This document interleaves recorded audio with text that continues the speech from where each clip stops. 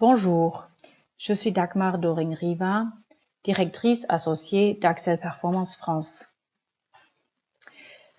Aujourd'hui, je vais vous parler de Cultural Operating System. La majorité d'entre vous sont conscientes que nous, Vital Smarts France ou Axel Performance, nous sommes connus à travers nos 4 programmes: Conversation cruciale, Crucial Accountability, Influencer and Change Anything.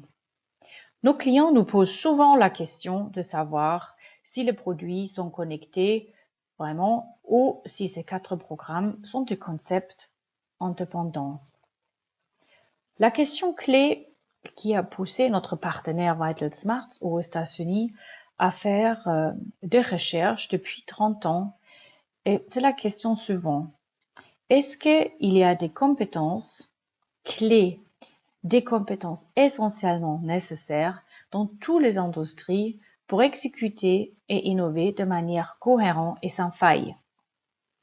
Vital Smarts ont interrogé à peu près 11 000 personnes d'industries différentes.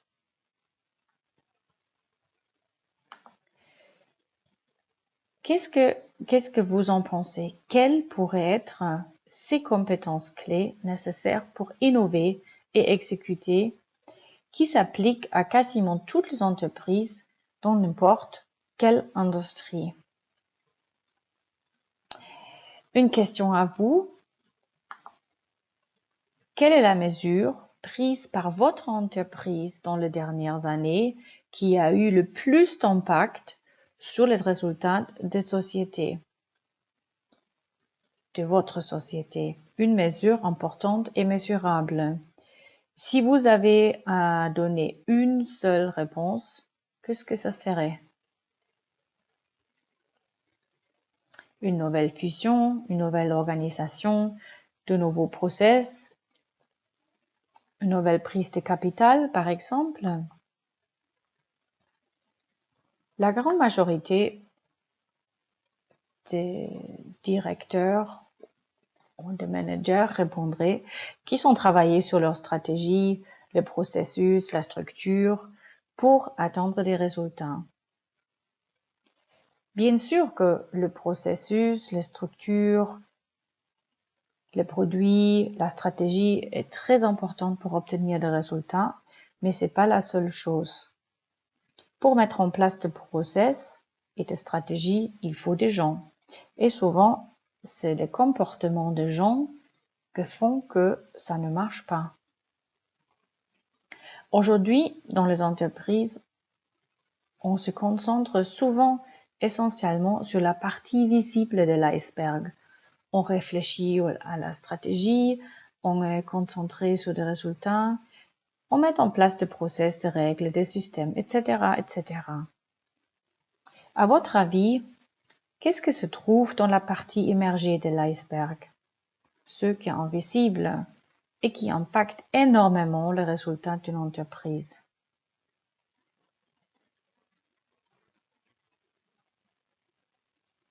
Oui, là-bas, on trouve des politiques, des attitudes, des valeurs, bavardage et les comportements, par exemple.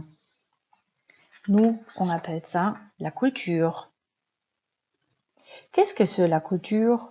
Si vous cherchez culture sur Google, vous trouvez une cinquantaine de différentes définitions. Pour faire facile, nous avons trouvé une définition très simple. Donc, culture, c'est la façon dont les choses se passent dans l'entreprise. Il s'agit de règles écrites et non écrites qui dictent le comportement des gens dans l'entreprise. Donc, la façon de faire les choses. Tout comme un ordinateur, l'entreprise a besoin d'un système d'exploitation pour pouvoir fonctionner. Une entreprise nécessite elle aussi un genre de système d'exploitation pour gérer sa culture, appelé en anglais Cultural Operating System, ou COS.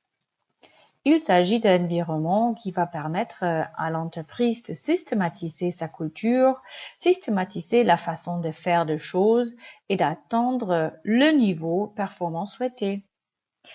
Certains systèmes d'exploitation sont plus fiables, plus performants, plus capables de permettre l'innovation et le changement.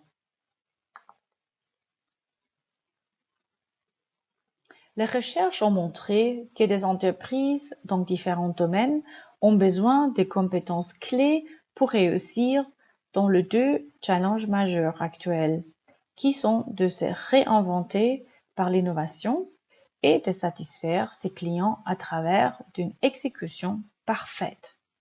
Lorsque ces compétences cruciales sont présentes, les choses tournent et s'améliorent quotidiennement.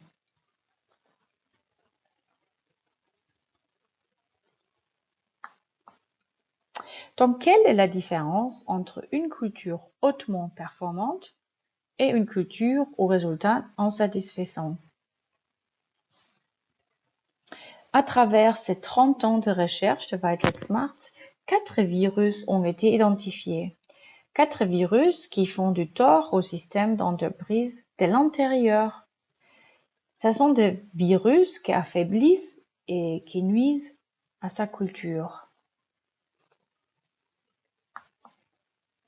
Le premier virus, on appelle le défaitisme. C'est cette sorte d'impuissance qui conduit à dire « je suis comme je suis ». Je ne peux changer, je ne veux pas changer. Ce sont des combats perdus d'avance. Dans certaines entreprises, les gens donnent leur absolu minimum sans être licenciés. Ils travaillent significativement sous leur potentiel, sous leur capacité, et ils ont de résultats médiocres.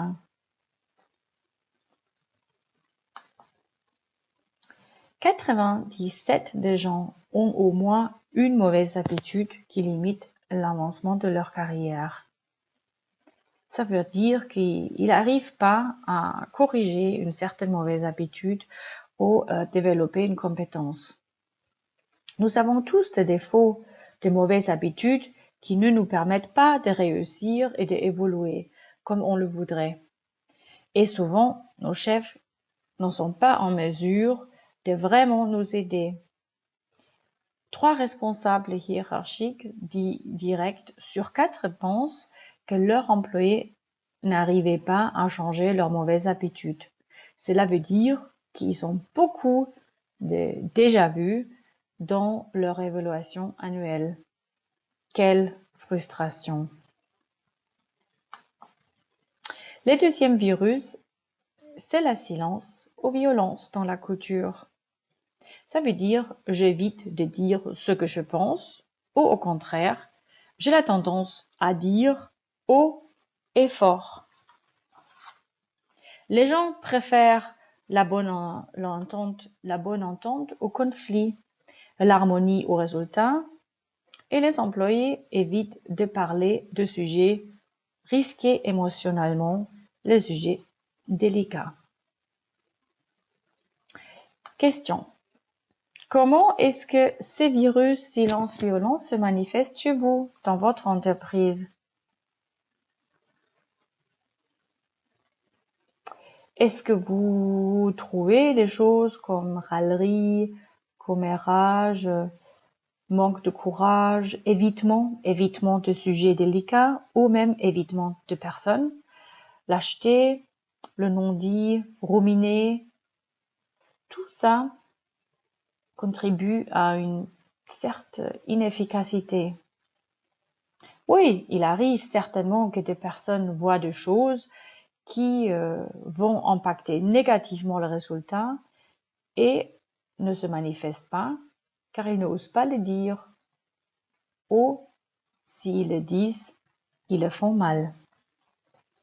Plein de causes, plein de choses qui impactent la culture et qui finalement impactent le résultat de l'entreprise. Est-ce que dans votre culture, les employés se tiennent responsables mutuellement? Est-ce que les employés osent tenir responsables leurs supérieurs et vice-versa? Cela nous emmène au troisième virus, la complaisance. Ça, c'est un genre de laxisme, de laisser faire. si vous voulez, une culture de médiocrité. C'est cette espèce de complicité entre deux personnes qui fait que l'une devienne complaisante par rapport à l'autre, afin que l'autre fasse de même et la laisse également tranquille. Prenons-nous un exemple. Imaginez-vous, vous êtes membre d'une équipe et qu'un collègue n'a pas tenu un engagement vis-à-vis de l'équipe. Vous faites preuve de complaisance car vous n'êtes pas toujours irréprochable non plus. Donc, je reste dans ma zone de confort et je ne dis rien.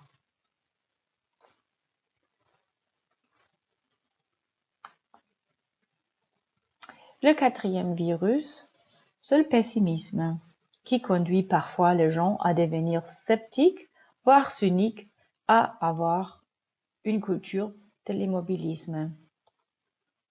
C'est quand on entend des gens dire « de toute façon, ça ne marchera jamais ». On a déjà essayé, mais ça ne fonctionne pas. Il faut attendre et cela se va résoudre toute seule.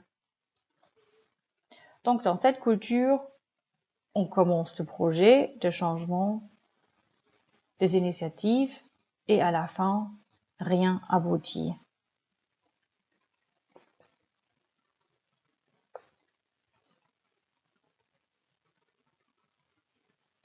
Maintenant, la question clé, est-ce qu'il y a quelque chose que nous pouvons faire contre ces virus?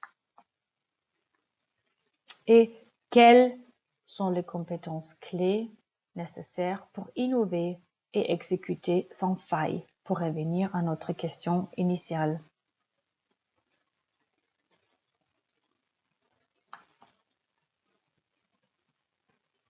Il y a 4 choses que vous pouvez faire dans votre entreprise selon la recherche de Vital Smarts.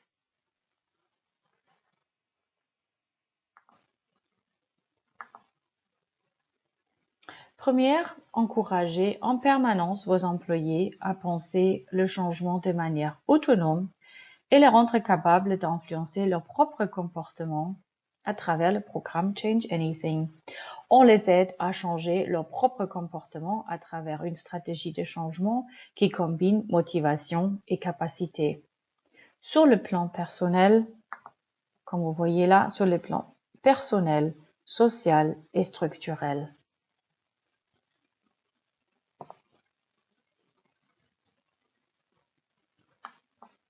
Deuxième, créer une culture de dialogue ouvert où chacun peut tout dire et à n'importe qui.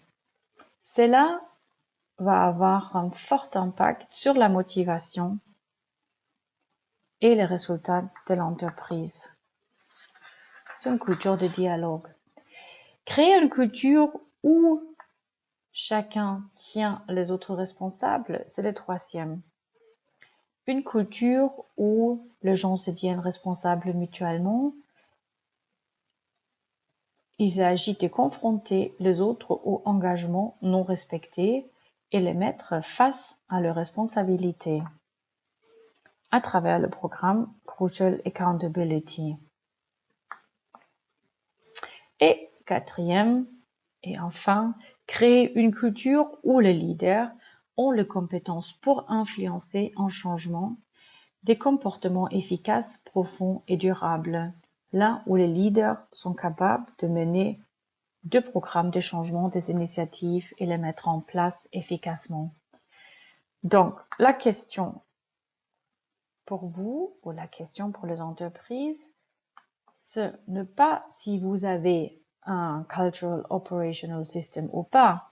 La question est que si votre culture favorise ou pas l'innovation et l'exécution. Si vous créez une culture caractérisée par une capacité à changer ses propres comportements, un dialogue ouvert, une responsabilité partagée et un leadership influent, alors vous augmenterez de manière significative l'innovation et l'exécution dans votre entreprise. Pour revenir à notre question initiale, oui, il y a des dimensions communes dans chaque système humain qui permettent d'innover et exécuter et d'atteindre ses objectifs, et ce, dans n'importe quelle industrie.